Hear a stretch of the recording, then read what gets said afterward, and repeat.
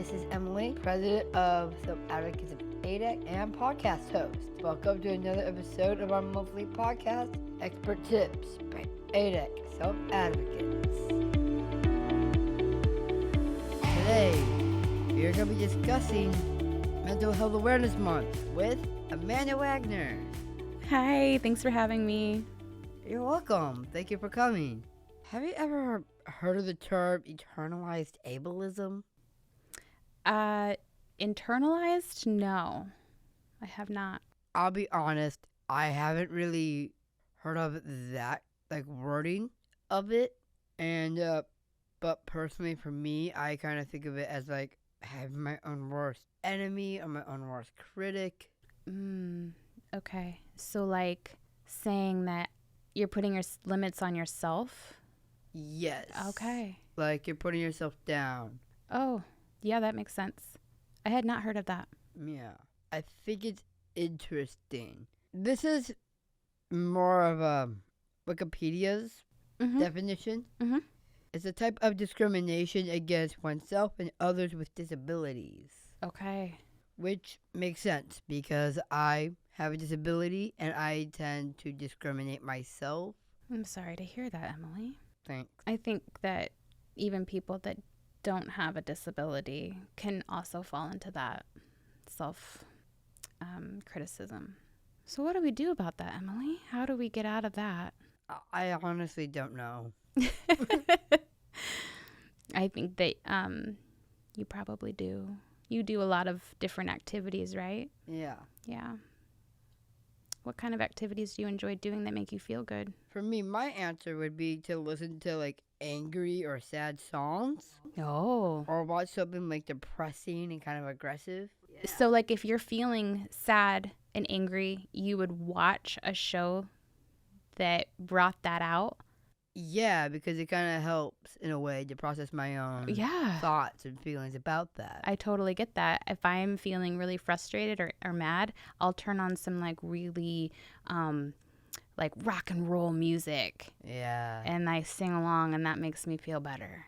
Yeah, exactly. What are some things that you do to help you feel better when you're feeling down? Yeah, so all of that. And then also calling a friend on the phone, getting a voice on the phone is helpful when it's just somebody that you know that you can just kind of let it all out to. Yes. Do you find art to be very therapeutic? Absolutely. Yes. Yes, I find that it's therapeutic for my students who are just kiddos and sometimes adults, just to come in and have ownership over their paper or their canvas and their space. Nobody's telling them what to make or how to make it, so they have their own abilities to create what they want, and that gives them a sense of confidence and purpose and a voice. I find that helps them, and it helps me to facilitate that for them. And when I was younger, when I didn't have as many choices, like when you're living at home or you're in school, that art really helped me get through some really tough times when I was younger. So you would say that art has positively impacted your mental health? Absolutely. Yes. Yes. Do you feel like it's helped you? Do you do art as well, Emily? So I basically grew up doing art. That's wonderful. Yeah. So art has a big spot in your life that's always been there and that you can always go back to. Yeah. Same for me as well. I grew up only child, so I didn't have a lot of siblings or friends. And so I would always entertain myself with coloring or making up worlds that I would draw and have an imagination through crayons. Cool. I remember I actually still do a very similar thing, just in a different sense. Mm-hmm. For you use escapism through art. Yes, absolutely, yes. That's a great way to put it. Yeah. For me, my escapism is thinking of the world in my own head, creating it, not necessarily just drawing it, but really, truly sculpting a world in my head. Yes. And that you play a part in? In a way. Yeah. Like, I create it, like, just in my own head. That's wonderful. I love that. So creativity and art can be so many different things. Yeah. How are other ways to advocate or express yourself with however anyone is feeling? Like, how would you express that for yourself? Like, what are other outlets to express yourself besides art? Okay. Well, I'm an artist and I have a studio and I teach a lot. So I find that teaching, even if I'm not the one actually making the art and I'm with other people and I facilitate art making for them, that I still benefit from the good feelings of art being created. On a personal note, I don't necessarily go to drawing or painting as easily, but other things I do is I write. Like it's kind of a journal I keep. Doodling, nothing major or serious, just kind of a pen in the corner of a page of a paper and just kind of mindlessly draw. And some other things that maybe you wouldn't think of as art in a traditional sense would be like gardening. I like to take care of plants in the garden. And I get that. Mm-hmm. I've heard that gardening actually helps with mental health. Totally. Yeah, like the earth and like the microorganisms that are in dirt are actually really beneficial to our bodies. Yeah. So don't wear gloves. Just get your nails and your hands dirty, you know? It's fine.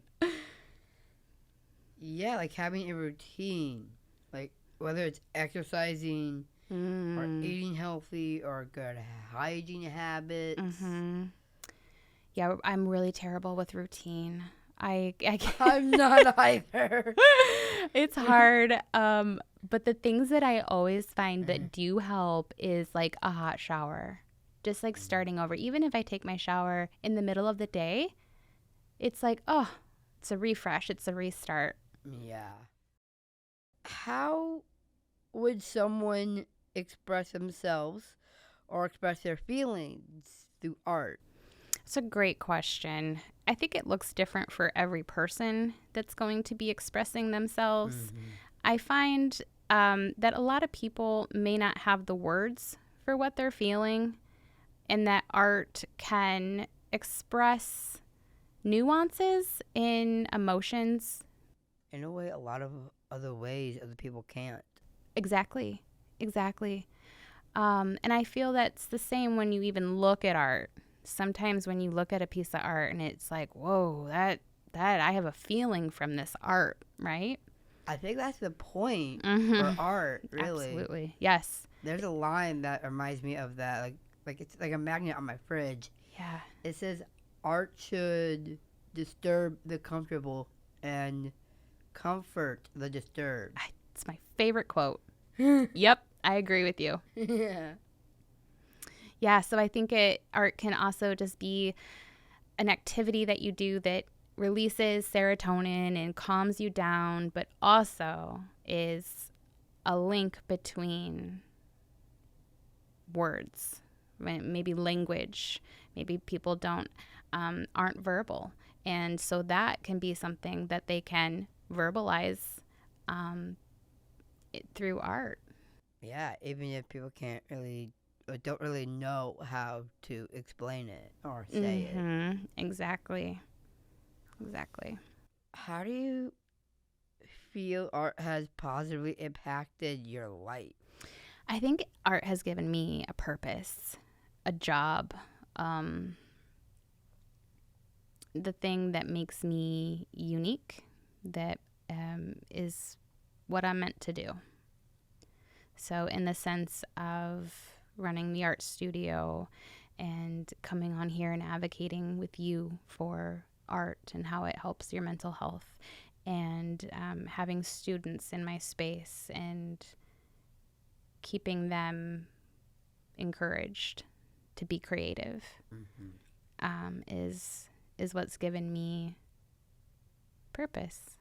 And you feel like it's really impacted your mental health as well? I do. There are some times where I have a break from work where it's Christmas vacation or otherwise. And I find that if I'm away for too long, I feel sad or just, I don't know, just kind of bummed out or just not myself. And then when I get back to work, I'm all rejuvenated and I feel happy again. And I need to be in my space. I get it. I need to be in that creative area and with other people. In a way, it's kind of like a routine. Yeah, that is like the only routine I do have. Yeah, and it's a routine that keeps fulfilling me. And I've been doing it for 9 years now, and it still feels new and exciting. So I know that's where a lot of that happiness and that mental health comes from. Yeah, I totally get that. But also, like, I know I don't talk about it often, and sometimes I do. But mental health to me is like really important. Yes, it is. It's something I feel like we as a society have started to talk about more. And I'm grateful for that. Yeah, exactly. This is Expert Tips by ADEC Self-Advocates. Thank you, Amanda, for coming. Thank you. Thanks for tuning in and hearing from your neighbors with disabilities. Check out next month's podcast for a new guest and topic. I am Emily, host of Expert Tips by ADEC Self-Advocates. See you next month.